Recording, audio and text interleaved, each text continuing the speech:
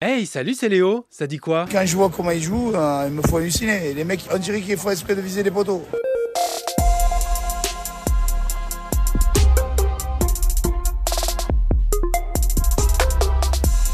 Ouais, désolé pour ce qui va suivre, mais là, c'est vraiment digne d'un épisode des Marseillais. Et il y a cette ambiance à l'OM, le président Pablo Longoria se met en retrait après des menaces et attaques personnelles reçues lors d'une réunion brûlante lundi soir avec des représentants des supporters. Le club est pourtant 3e de Ligue 1, aucune défaite si ce n'est cette élimination quand même en tour préliminaire de la Ligue des Champions. Mais de là à menacer la direction... Je vous garantis que j'ai pas passé une bonne nuit. Ouais, il doit se retourner dans sa tombe. René, supporter emblématique de l'OM, nouvelle crise à Marseille. Le président n'ira pas à Amsterdam demain pour la Ligue Europa. Son avenir est incertain, comme celui du nouveau coach Marcelino, qui n'a pas encore officiellement démissionné, contrairement à ce qui circulait hier sur les réseaux. Pendant ce temps à Paris, on se frotte les mains. Attention, Hakimi maintenant, Vitinha, tout cela est très bien fait de la surface de réparation.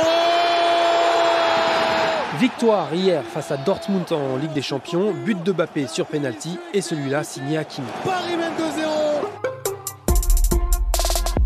Tu fais peut-être partie de ces 46% d'étudiants qui ont déjà sauté un repas à cause de la hausse des prix.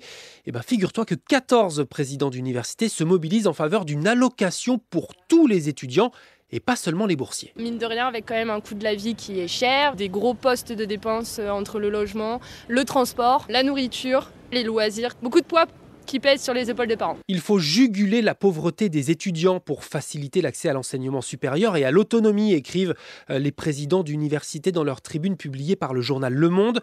Parmi eux, Michel Deneken, le président de l'université de Strasbourg, attentif aux élèves de milieux pauvres, mais aussi aux classes moyennes de plus en plus fragilisées et qui ne reçoivent aucune aide. Les classes moyennes qui ont 2 enfants qui font des études sont un budget énorme de 1000, 1200, 1300 euros par mois. La gauche salue l'initiative, pas encore de réponse du gouvernement, qui a fait une autre annonce hier, et ça pourrait aussi te concerner. L'enjeu, c'est de faire en sorte que ce service national universel devienne un passage républicain pour toute une génération.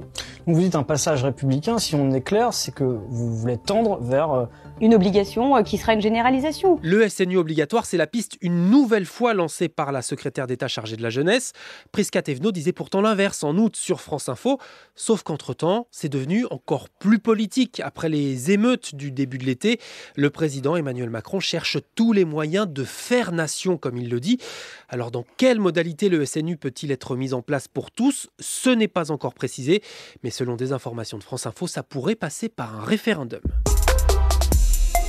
Je t'en parlais lundi, le ministre de l'Éducation nationale, lui, veut faire du harcèlement scolaire. Ma grande cause. Et bien visiblement, le message est bien passé jusque dans les commissariats, parce que lundi, un collégien de 14 ans a été interpellé dans sa classe à Alfortville, près de Paris, soupçonné d'avoir harcelé et menacé de mort une élève en raison de sa transidentité.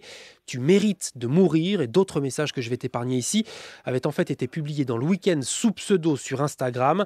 Le père de la lycéenne l'a signalé dimanche matin dans un commissariat et à peine 24 heures plus tard, donc, les policiers ont débarqué dans la salle de classe du suspect.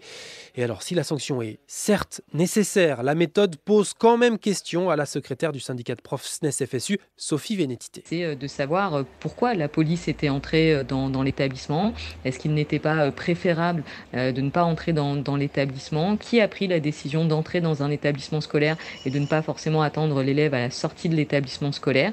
Ça ne doit pas effacer l'impératif absolu de la prévention pour pas en arriver à cette situation. Je précise quand même que cette intervention s'est faite avec l'accord de la principale du collège et que l'élève s'est rendu compte de la gravité de son geste en garde à vue. Il va faire l'objet d'une mesure éducative qui peut par exemple consister à participer à des activités en lien avec sa faute. Et puis tu vas en entendre parler pendant 3 jours. Le roi d'Angleterre, Charles, arrive en France. Et alors, à part manger du homard bleu à Versailles, boire des grands crus bio à Bordeaux et booster les ventes de mugs chez ta tante, qu'est-ce qui peut le faire venir ici? C'est mon collègue de Radio France à Londres, Richard Place, qui t'explique. 7 ans après le vote du Brexit, ça peut paraître étrange. En fait, c'est une façon pour Londres de retisser des liens. Mais le roi se gardera bien d'évoquer la sortie de l'Europe. Le professeur Monroe Price, historien, en est persuadé. Il faut peut-être que je cite Gambetta.